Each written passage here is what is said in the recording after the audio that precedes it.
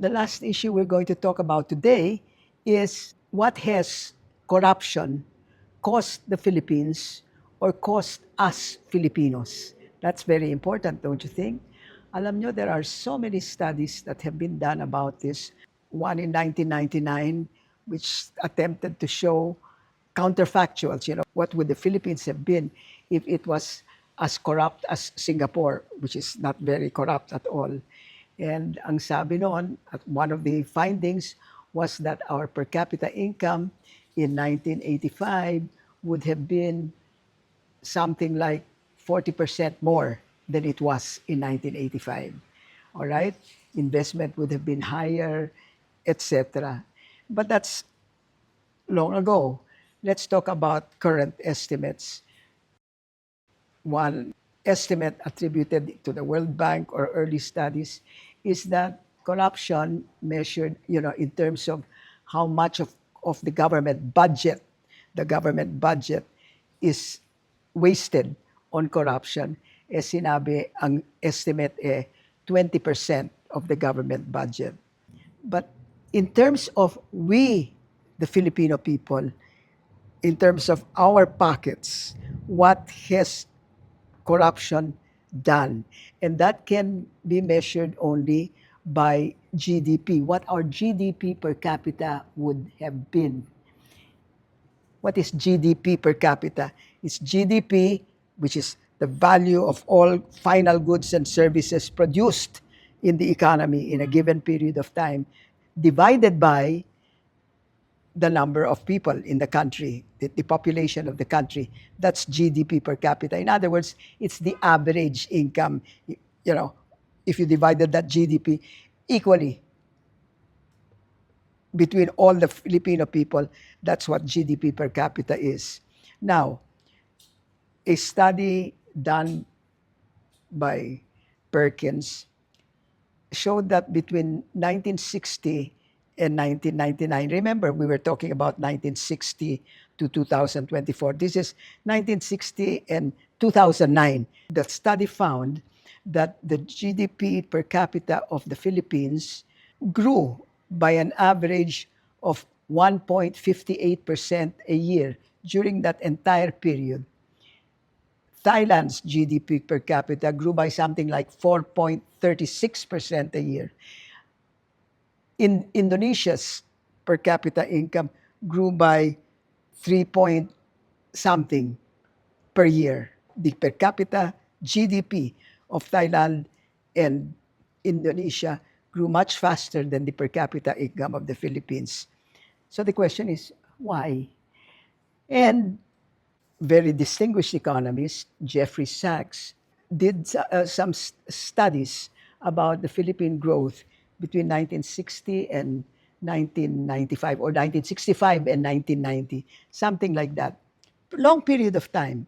Anong sinabi ni Jeffrey Sachs? The difference in growth rates between countries and even between regions can be attributed to four factors: initial conditions, resources and geography, policy variables, which includes savings and trade policy and institutions, and finally, demography. Of these four, he found out that policy variables, monetary policy, trade policy, and institutions contributed about 70%, 70 to 79% of the difference in growth rates between countries. What are government policies? That's a fiscal policy, monetary policy, trade policy of government. Who makes those policies?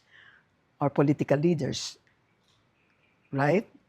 Now, what about institutions? What are they? They are the informal rules of the game.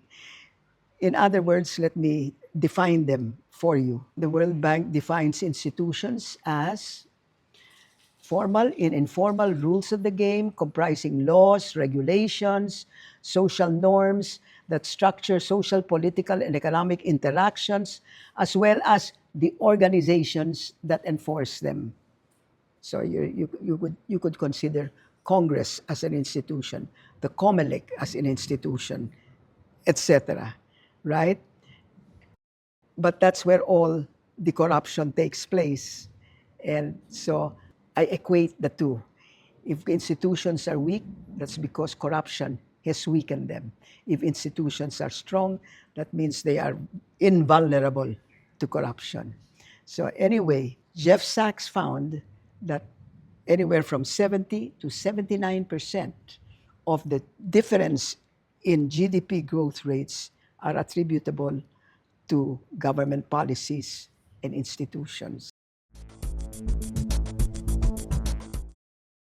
Using that, tinignan ko, ganito nangyari. I did some counterfactuals. In other words, tinanong ko, if the Philippines, which grew by 1.58% from 1960 to 2009 in real GDP per capita, if it grew by 1.58%, and Thailand grew by 4 point something, and Indonesia grew by 3 point something, I said, what if, what would have been the per capita GDP of the Philippines if it grew as much as Indonesia and if it grew as much as Thailand? And this is what I found. The Philippines grew by 1.58%. Its per capita income in 2009 GDP in international dollars was 2,838. What if instead of growing by 1.58%, it grew as much as Thailand? Our per capita income, instead of $2,838, would have been, are you ready for this? $10,635. So let's talk about, an $8,000 difference attributed to the fact that we grew slower than Thailand.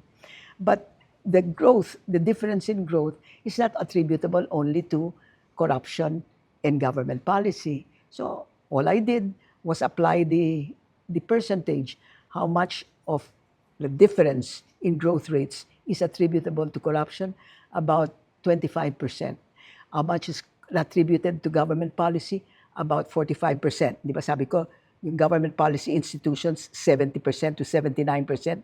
Ang ginamit ko, pinakamababa. All right? So, if the difference is $8,000, 25% of that attributed to just corruption of institutions, and it's about 2,000, 8,000, 25%, $2,000. And what about the 45%? About $3,500. So $5,500 of that $8,000 difference can be attributable, using my argument and my calculations. 5,500 out of the 8,000 could have been attributable to our leadership and our institutions.